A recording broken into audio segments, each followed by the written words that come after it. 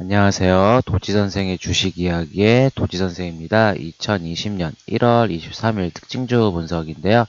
가지고 온 종목은 셀리버리입니다. 이 종목은 1월 23일 날 보시게 되면 마이너스 7.95까지 떨어졌다가 마이너스 6.47%로 종가가 마무리가 되었는데요. 이 종목은 기사가 되게 좋은 뉴스가 나왔습니다. 유럽에서 ICP, CRE 이 유럽 특허를 등록을 했는데도요, 지금 ICP 크리 EU에서 27개국의 특허가 등록이 되어 또 이런 좋은 소식이 있었는데도 왜 이 종목이 낙세가 나타났는지 한번 이야기해 보도록 하겠습니다. 우선 셀리버리는 코스닥에 상장한 회사고요. 섹터는 연구 개발 섹터로 분류가 되는데 건강관리 신약 개발하는 회사입니다. 이 회사 같은 경우는 지금 플랫폼 기술인 양리물질 생체내 전송 기술을 기반으로 신약 후보 물질 및 연구용 시약을 개발 중에 있습니다. 이 회사 같은 경우는 신약을 개발하는 회사다 보다 보니까 아무래도 이제 실적은 그렇게 좋지는 못한데요. 실적을 확인해 보게 되면 2016년부터 2018년도까지 지금 매출액은 그래도 꾸준히 증가하는 모습을 보이지만 영업이익이랑 당기순이익 부분 모두 적자가 계속 확대되고 있는 모습을 보이고 있고요. 이 분기 실적도 보시게 되면은 뭐 매출액은 뭐 4억에서 뭐 2분기 때 잠깐 9억이 되었지만 매출액은 큰 변동폭은 없고 영업이익과 당기순이익 모두 마이너스입니다. 적자 조금 감소하는 모습을 보이지만 이 신약을 개발하는 회사는 실적은 그렇게 중요하지 않습니다.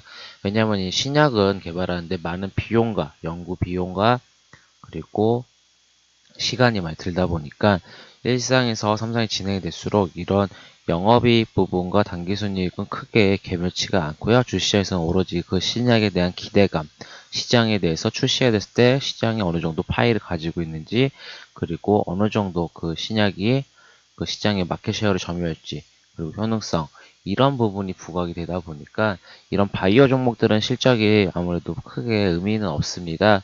실적을 보다는 오히려 신약에 대한 기대감이 많이 움직이는데 그러다 보니까 이런 신약을 개발하는 회사들은 기대감, 임상 승인, 애로 이런 게 주요 기술 주가의 움직임이고 또한 주식시장에 약세 현상이 났을 때는 가장 많이 빠지는 종목들이 이 바이오 종목입니다. 아무래도 실적이 없다 보니까 근데 이 셀리버리 같은 경우는 지금 계속 약세, 유럽의 특허가 등록이 돼도 이렇게 약세 현상이 나타났냐? 바로 이전에 1월 17일 날 주가 강한 상승이 나왔습니다. 바로 이 JP 모건에 참석했던 헬스케어인데요. 이 회사 같은 경우는 JP 모건 컨퍼런스에 참가를 해서 그리고 지금 보시게 되면 복수의 제약사 계약을 조율 중이라고 얘기를 했습니다. 결국은 이 계약 애로를 하겠다라는 의지가 강한 회사인데요.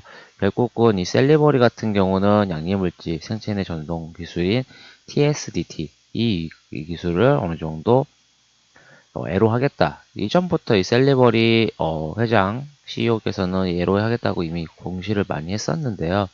결국은 이 JP 모건 참석을 해서 애로 결국 이뤄질 거라고 보고 있는데 애로가 된다고 하면 셀리버리의 주가는 상승이 될 수밖에 없습니다. 왜냐하면 기술 이전을 하게 되면은 실적이 계속 잡히고 되기 때문에 결국은 이 실적이 잡히면 주가도 상승이 될 수밖에 없고 그리고 가장 성과를 냈다라는 측면이거든요. 이 셀리버리 같은 경우는 지금 이 주가 약세 현상이 나타나는 거는 바로 시장의 문제가 조금은 있습니다. 왜냐하면은 첫 번째 같은 경우는 지금 이번 주 같은 경우는 이 폐렴 관련주로 돈이 몰렸습니다. 이 주식시장에서 가장 제일 중요한 거는 이 수급인데 이 수급을 보시게 되면 이 폐렴 관련주 뭐 제약이라든지 방역, 뭐 백신 개발 그리고 뭐 마스크주, 뭐 손세정제 이렇게 백신 관련주들 수급이 다 몰리다 보니까 이 일본의 기존에 대한 종목들 같은 경우는 시장에서 큰 주목을 못 받습니다. 이 주식이라는 거는 누군가 사고 누군가 팔아줘야 되는데 이 돈이 들어와야 되는데 돈이 들어갈 뭐 이슈가 크게 뭐 당장 나오지도 않고 또 하나 같은 경우는 이 강한 상승 이후 조정을 어느 정도 겪어야 한다라는 측면이거든요. 결국은 이 셀리버리 같은 경우는 지금 시장에 수급이 꼬여 있는 상태에서 이런 좋은 뉴스가 나도 크게 관심 못 받습니다. 아무래도 지금 시장의 모든 돈들이 거의 다 이 폐렴 관련주로 지금 돈이 엮이다 보니까 셀리버리는 지금 약세 현상이 나타날 수밖에 없는데 이렇게 시장에서 관심을 못 받을 때 저는 오히려 매수 타이밍이라고 볼 수 있습니다. 우선 종목 자체는 힘 자체도 좋습니다. 차트적으로도 우상향하는 추세고요. 아직 추세가 꺾이지도 않았습니다. 결국은 또 하나 같은 경우 셀리버리는 상한가를 두 번이나 갔던 종목입니다. 이 상한가를 갔다는 종목은 기본적으로 종목에 대한 힘이 있고 그 힘을 기반으로 더 추가적인 상승이 나올 수 있는 종목이라 보고 있기 때문에 셀리버리 같은 경우는 계속 우상향 추세를 유지하기 때문에 저는 지금 이렇게 이평선 떠 있는 데보다는 이런 61선과 21선과 61선 이렇게 분할배수 자리에 매수 타점을 보고 있기 때문에 오히려 저는 61선 부근에서 한번 잡고 21선에서 한번 잡고 조금 더 비중을 씹어서 이런 120, 61선 그리고 진짜 주가가 말도 안 되게 빠진다고 한다고 하면은 우선 52,000까지도 빠질 수는 있지만 그 정도로 빠질 종목은 아니라고 보고 있지만 그래도 최악의 상황을 대비해서 52,900원대도 한번 생각을 하고 있긴 하지만 저는 오히려 이런 21선, 61선에서 분할 매수 관점으로 잡아보면 좋은 종목이라 보고 있습니다. 우선 셀리버리 자체가 애로 지금 진행 단계에 있고 이미 얘기를 했습니다. 결국은 이 회사 같은 경우 시장의 이슈에 맞게 시장이 어느 정도 이 폐렴 관련주에 멀어지고 관심이 좀 주가들이 빠진다면 시장이 정상화 된다고 하면은 이 셀리버리 쪽으로 돈이 들어갈 수 있다라고 보고 있거든요.